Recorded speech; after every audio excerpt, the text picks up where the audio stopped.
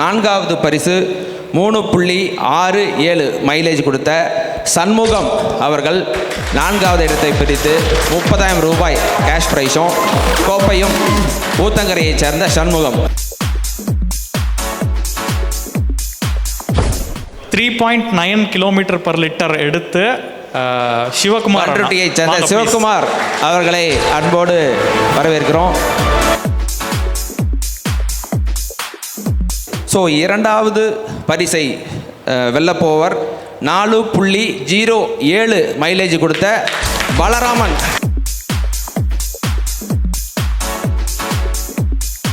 4.145, so which is the highest mileage. So Mr. Tirumurthy, please welcome.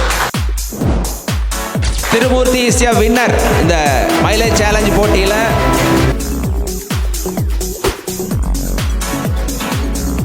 So இன்னைக்கு